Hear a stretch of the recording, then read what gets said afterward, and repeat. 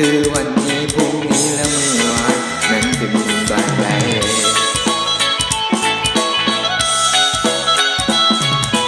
เพียงจะจอแงมซ้อมเบิ่งเจ้าอยู่ไกล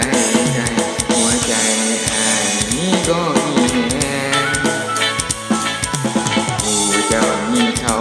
อ้ายก็สิบ่ขอแข่งว่าสิไปแย่งแต่ว่าอ้ายขอสแตนบายซ้อมเบิ่งอยู่เด้อถ้าว่าเธอนั้นเลิกกันกับเขาเรื่องของสองเฮาสิเป็นไปได้บ่ได้เข้ามาเพื่อกดดันแต่ว่าฉันนั้นแค่รอเอาเลิกกันแน่ทอผู้บ่าวข้ารออยากเป็นผู้บ่าวเจ้า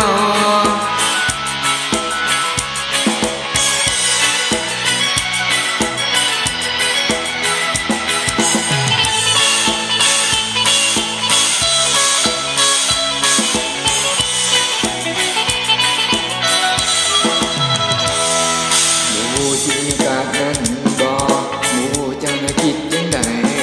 ติดรอยังพอแก่ได้แต่จิตจะเจ้าอ้ายไปบ่เป็น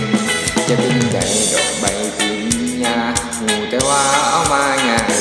หลับตาลงคงยังไม่เห็นเป็นเพียงหน้าเจ้าส่องเบิ่งอยู่เด้อถ้าว่าเธอนั้นเลิกกันกับเขาเรื่องของสองเฮาสิเป็นไปได้บ่ได้เข้ามาเพื่อกดดันแต่ว่าฉันนั้นแค่รอเขาเลิกกันแน่ทอผู้บ่าวพาลองส่องเบิ่งอยู่เด้อถ้าหากว่าเธอนั้นเลิกกันกับเขาเรื่องของสองเฮาสิเป็นไปได้บ่ได้เข้ามาเพื่อกดดันแต่ว่าฉันนั้นแค่รอ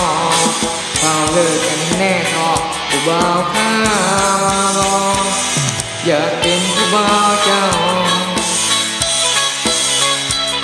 ผู้บ่าวพาลองสีสมเจ้า